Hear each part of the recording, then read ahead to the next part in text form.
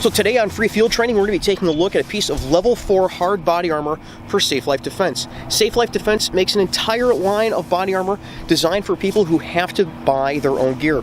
Whether those are police officers and security guards who aren't provided proper gear by their agency or company, or private persons who want the additional protection that body armor provides in their daily lives. We're going to be shooting the body armor today, and we're also going to be giving one of these plates away. We'll tell you more about that in a minute. Stick around.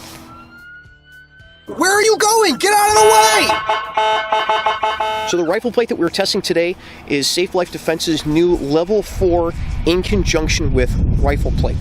What this is a ceramic and polyethylene composite single curve 10x12 rifle plate that comes in at 18 millimeters and 5.8 pounds.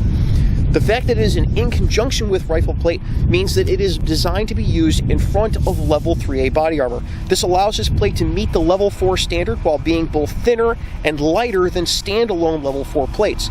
This is obvious use for the police and security industry, where people are going to already be wearing soft body armor, and for people who are going to have a plate pocket in the front of the vest that they're already using that will take a 10x12 plate. This armor comes in at a little bit under $170, and its level 4 rating means that it will stop .30-06 armor-piercing ammo.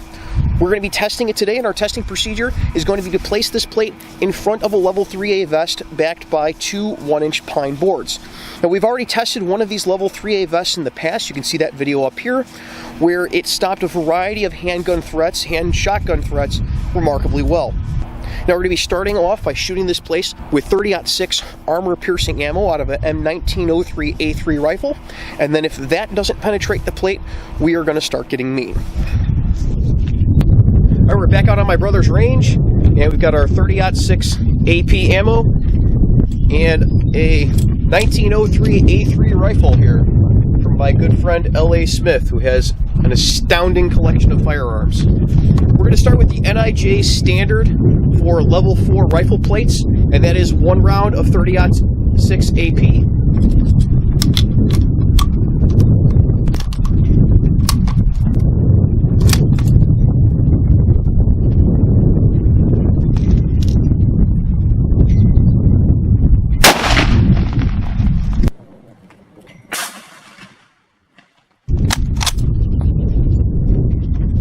We're going to take a look. So here's our single shot of .30-06 AP, and we are going to cut this plate out here and take a look at what the damage was.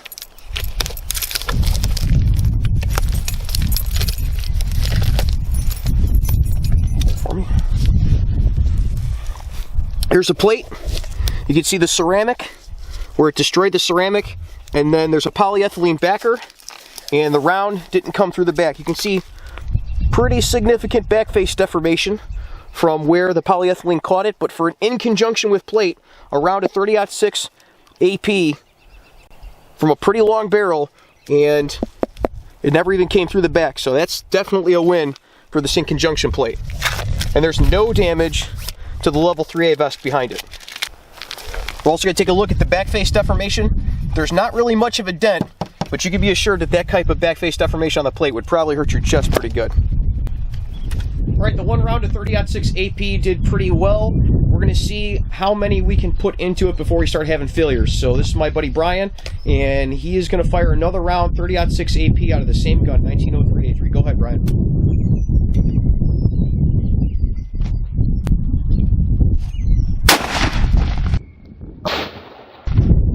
Okie dokie. Alright, so here is where the second round hit, and you can see the back face deformation the second time is pretty significant. And it actually came through the plate. Now, this is in conjunction with plate, which means that the plate is supposed to slow the round down far enough where your level 3A armor underneath will stop it. Now if we look at the level 3A armor underneath, we can see there's a little hole here. Zoom you guys in. There's a little hole here on the front carrier of the armor.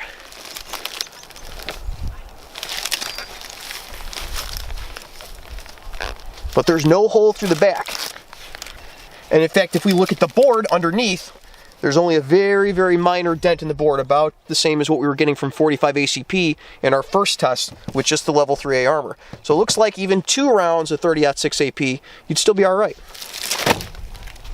All right, so next we're going to try something that I think is a more prevalent threat in the United States. This is 7.62x54R. And the reason I say it's a more prevalent threat is there's a whole lot more of this than there is 30-06 AP. This ammunition was coming in 440 rounds for under $100 a couple of years ago, and the rifles to shoot them in, these Mosin Nagants, were about $79. You could just go get them at Cabela's. So there's a whole lot of these out there, way, way more than there are people running around with 30-06 AP. And this is something that won't necessarily be reliably stopped by level 3 armor, something that you would want level 4 armor to protect yourself against.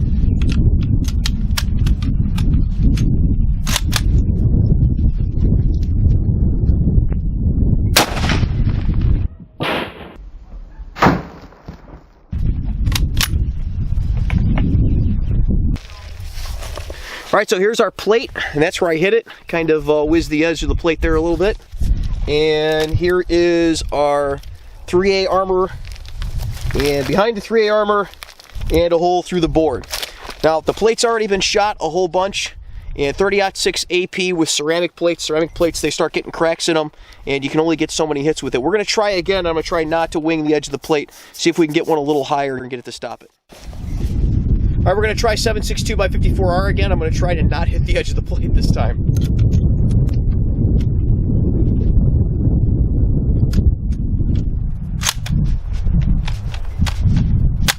Oh, I love Mosins.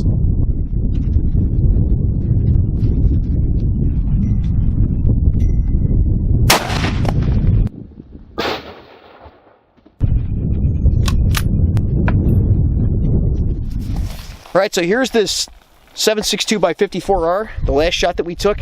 It's interesting that the hole on this side is really, really tiny, and the hole on this side is absolutely enormous. And here's our back face deformation. I think what happened on our first shot is that it skidded out the bottom of the plate, and this one is where it actually captured it. You can see the massive amount of back face deformation in here. I don't see the fragment, but when we take this plate apart, we're going to see if we can try to recover it from inside, see what's left of that mild steel core. You see there's no damage to the area of the plate that it was from. And here is the shot from our first hit with 7.62x54R, where I think it skidded out. You can see it kind of keyholed through. And then we've got absolutely nothing on the other side. The board is starting to crack a little bit, but that was consistent with what we were getting when we were shooting 357 Magnum at just a soft plate before. All right, so here's our plate. We're going to try to disassemble it. Good.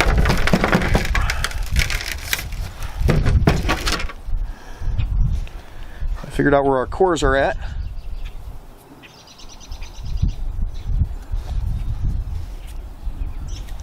I've never had to take one of these ceramic plates apart, so we'll do our best here.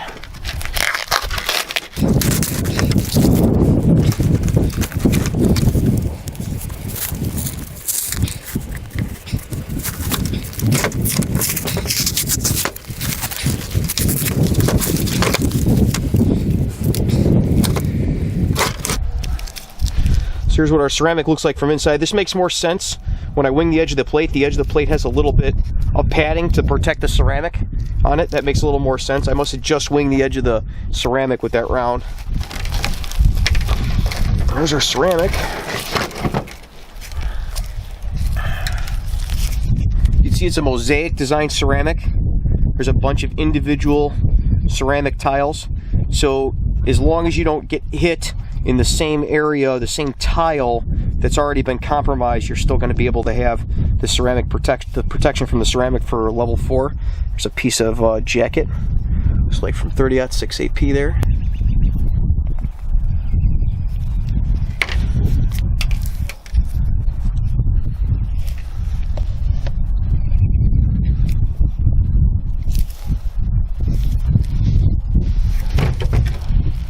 Here's our polyethylene backer. It's a lot less polyethylene backer than I anticipated. Our little pieces of jacket and core. Oh, here we go.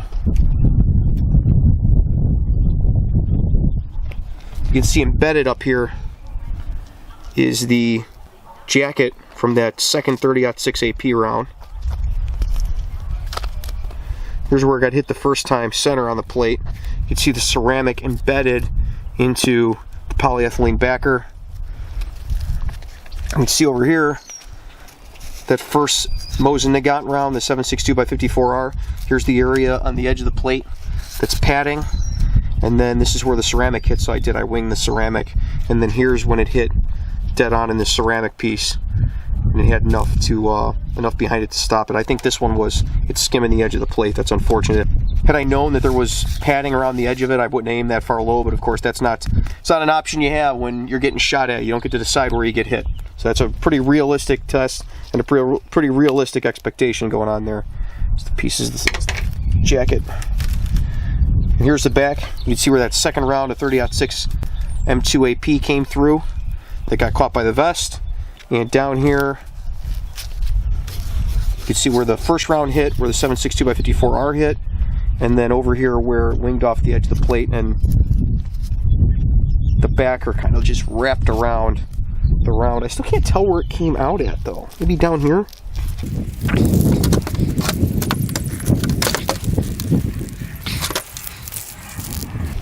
Oh, there we go. There's pieces of the round.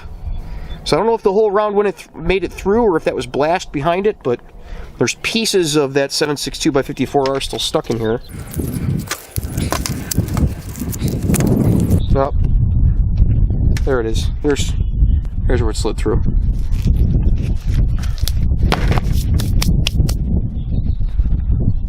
Alright, so I'd say that's a pretty good test for level 4 body armor. The NIJ standard is 1 round of 30-06 AP. It took 2 rounds of 30-06 AP and then later managed to stop a round of 7.62x54R. Being a ceramic plate and in conjunction with the first round of 30-06 AP, it stopped without the help of the soft body armor. You really can't ask a whole lot more than that. If you guys want one of these plates, give us a like and a comment down below saying that you want the plate, and don't forget to subscribe to the channel. Until next week, you guys stay safe and take care of each other.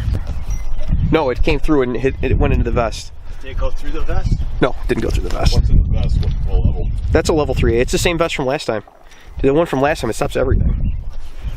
So in theory, if you had that plate and that carrier, you're gonna be all right for the second shot. Oh yeah, dude. There isn't even any damage to the back. Wow. Because look, So we should try there's a little dent. down here. Jesus Christ. That's what you were getting with the 45 and just the 3A. Yeah. Woo! You know what that's from?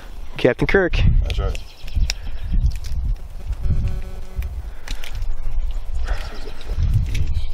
We got into that. We've been binge watching old Star Trek. It's on Netflix, so. I know, dude. Oh, dude, Captain Jean-Luc Picard's the best. So. I'm watching. You're watching the Next Generation. Next Generation right now. What it was is I was watching the original Star Trek and we were watching the Next Generation, and she goes, "Oh, I want to see fucking Spock."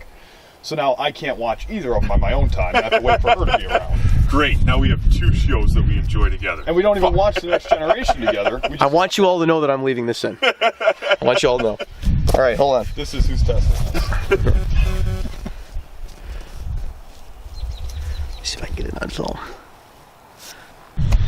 This is either too high or I'm way too short. I'm going with this is too high. In summary, both. In summary, too high. 7.62x54. Arr! Hopefully it fires. Vasily Zaitsev. He's He's only got a 22. And that 12 gauge that's bored down to a 410. We're not shooting that. No, he's got that 16 and I got The what? I gave him the 16 gauge. No. Oh, really? Does he have any fireable guns? Because the 22 doesn't have a pin in it. So I gave him a The 22 has a pin in it, it's just bent. I did that. Okay, well, I gave him the 16. That's a lot. I did a lot of shooting with that gun. All right, back to work stuff. It's work for me. My wife is here, right? It's work. That should go in there. Oh, that's going on the end. Don't worry about it. I mean, what do you want to put in it? The Mosin and a 223? I want to try to hit it again with the 30-06 AP. You would think so. I want to try to hit it up there. That'd be nice. Ryan, from that, do you think you could hit it right? It hit dead on where I was aiming. Yeah, Can you hit it up here? I'll try to, yeah. All right, well, we'll give it a try. Hopefully I'm in frame shooting it with the rifle. I don't know if I was even in frame. I'd like to thank all the Patreon supporters, and especially the shift supervisor level Patreon supporters that we have listed here. Your contributions are what allows free field training to continue on and become better. Thank you.